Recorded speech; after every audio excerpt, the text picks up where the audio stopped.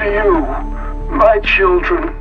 Kier Eagan's philosophies lie at the very center of Lumon Industries, revolving. Some Severance-heads are sure to catch that revolving reference. Today we're going to explore Kier Eagan's origins, his entire life, including the founding of Lumen, as well as his philosophies that continue to inform the way Lumen is run. This should be especially interesting now, because since the second season of Severance hit the airwaves, one of the biggest theories has been about Kier Eagan's resurrection. Many believe the Lumen guys are plotting a comeback for their long-dead leader, and we're going to explore the efficacy of this theory too, later in the video. Before we get into it, a small request. Please do support our content by subscribing.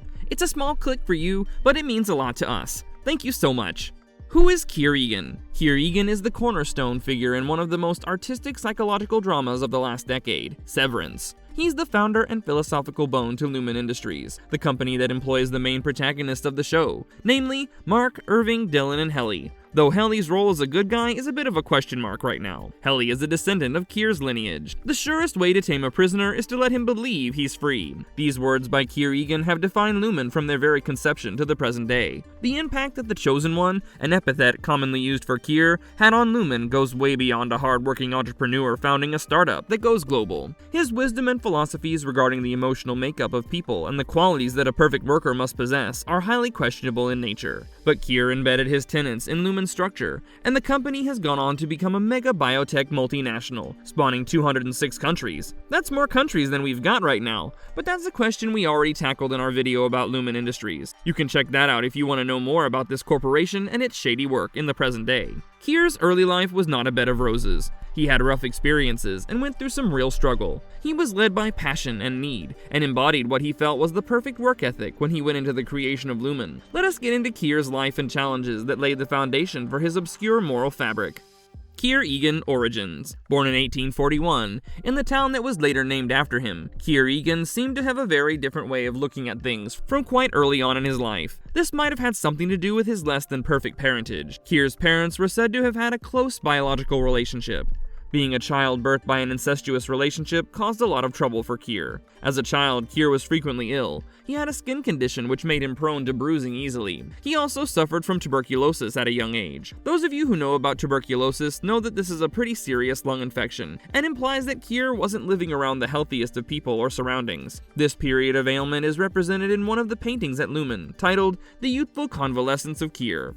But what Kier lacked in physical health, he made up for in will. He got his first job at 12 years of age. He came under the employ of a cruel furniture maker named Edgar Willett, whose workshop was 7 miles from Kier's home. Not yet a legit teenager, Kier would trek 7 miles to work and back every day. When at work, he was responsible for stuffing chairs. Kier felt that his boss was a sadistic prick, but that's not because Edgar Willett employed child labor. As terrible as it sounds today, kids of 12 or 13 working at shops wasn't such an uncommon notion in 1853. But according to Kier, Willett used to regularly give his workers a sound thrashing with the wooden leg of a dresser. Needless to say, Kier did not have the cushiest of jobs, but he soldiered on. When he got a little older, he started working at an ether factory.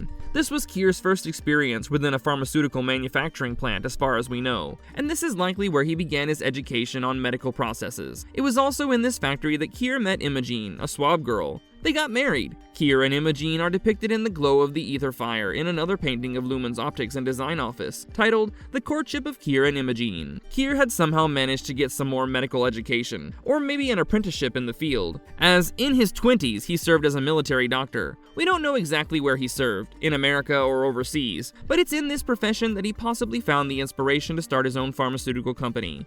Creation of Lumen and Kier's philosophy. Kier started Lumen in 1865 as a pharmaceutical company making medical solves. Kier was 24 years old at this time, with 12 years of tireless and dedicated service to every job he'd ever taken under his belt. He was a driven young man who felt that work was in itself a man or woman's salvation. Kier founded Lumon Industries with 9 core principles. These were vision, verve, wit, cheer, humility, benevolence, nimbleness, probity, wiles. These qualities are what Kier expected his company to have by the extension of his staff. While vision and verve speak of clear focus and goals a worker must achieve, wit, cheer, humility, and benevolence are values that show that Kier wanted his employees to treat their work with positivity and goodness. He wanted them to make it their life, and a good life at that. The last three qualities are associated with the perfection and the cunning of the craft a person gains by repetitive practice and experience. It's as though Kier brought his own life's learnings, the way he approached things, and wrote them out for his workers to follow. Kier also gave his workers the wisdom on what not to do. Kier spoke about 4 tempers, the references to which are a dime a dozen in the show. These are woe, dread, frolic, and malice. He felt that these tempers existed within every human being, but he believed that a person should strive to control these tempers. Kier said that should his workers learn to tame their tempers as he has learned to tame his, the world would become their appendage. I think he was trying to say that his workers must control their minds and try to keep their tempers at bay, while also inculcating the 9 good working qualities that we laid down earlier within them. By making sure everyone worked as meticulously as him, he was able to take Lumen from a small-time pharmaceutical manufacturing startup to a giant corporation over his 74 years long leadership. Kier often referred to Lumen workers as his children in his guiding words. When he spoke of the taming of the tempers, he specifically said he hoped to pass the power to control the tempers to the workers, his children. There's the concept of corporate affection at the heart of all this, which puts work above the outside life. I believe this is the exact concept the new ultra-arty Severance intro is also trying to depict. The new intro shows 2 marks, the innie in the work clothes and the outie in all orange, which kind of looks like prison overalls. At the end of the intro, Mark's innie is seen tearing through Mark's outie's mind. I think the intro is trying to show us that Mark's outie is like a prisoner of his personal life and memories, and that the innie, who has no other memories except his work ones, eventually trumps over the outie, making a whole new person who's completely severed from everything on the outside. This is one of the larger goals that Lumen is trying to achieve with their entire office work and structure,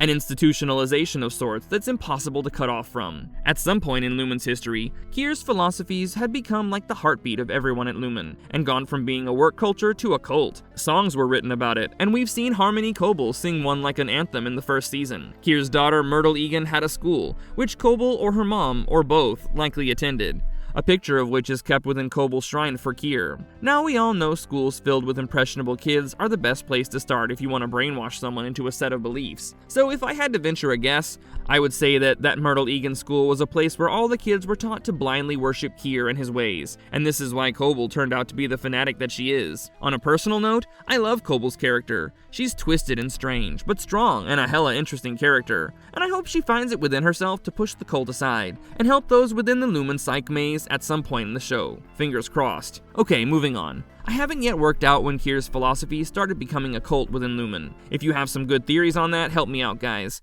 As of now, I'm uncertain whether it all began during his tenure or after his descendants took over. Kiers' Philosophies can have some negative connotations and some positive ones, but by itself, they're not criminal literature. But the way that they've been taken forward with the severance procedure, which is essentially a complete mind control mechanism, is totally depraved. It's like turning human beings into worker ants. At present, every department in Lumen has a portrait of Kier with a compliance manual set under it. Most of the facts about Kier's life that we've discussed earlier come from this manual. The employees at Lumen are exposed to plenty of Kier stuff. The compliance manual, all the beautiful artwork depicting his life, the statue in the perpetuity wing, as well as the replica of his house. Lumen's very existence is an homage to Kier's word. A lot of theories have come around in the fandom about Kier. The biggest one so far is that Lumen is trying to resurrect Kier in some shape or form. Well, let us dissect this one real quick. Kier Eagan reborn. Is Lumen trying to clone Kier Eagan? The quick answer is no. I only say that because I watched the Severance cast debunking fan theories video by Entertainment Weekly, and the cast, especially Adam Scott, who plays Mark, and Patricia Arquette, playing Coble, vehemently debunked this theory. Adam Scott went so far as to say that this theory sounds like what Lumen would be doing in like a super boring version of Severance. Ouch. Come on, Adam, we thought it was a good one. But given that this theory is out of the window, we're now left with the proper resurrection, like the Cold Harbor thing we had discussed in our predictions video. The Cold Harbor project would be Lumen's effort to bring a cold case alive, not just by resurrecting the dead, but also by injecting their past memories back into their mind. Miss Casey may be the test subject for this sort of thing. Mark S. being kept around by the Lumen board until the end of Cold Harbor might be to test, if and when Miss Casey gets Gemma's memories back. Another popular theory is that Mark S. or Mark's innie is Kier himself, Many fans on Reddit seem to believe that Mark is Kier in a different body, either manipulated by the Severance chip or a more invasive procedure that the testing floor folks are keeping under wraps. But the Lumen guys have found a way to insert Kier's consciousness inside Mark's body. But then the question arises, was Mark Geller hired to play Kier Eagan or to model for paintings and statues alone? Okay, there's yet another theory on this, guys. Last one, I promise. Mark is actually an heir of the Eagan family, so he may be like an illegitimate child of one of the Eagans, or even a legitimate kid of some innocuous far-off Eagan branch. Well, one thing is for sure, Severance has built enough mystery around Kier Eagan such that his reveal, if any, would have to be a super big curveball that just hits the mark perfectly.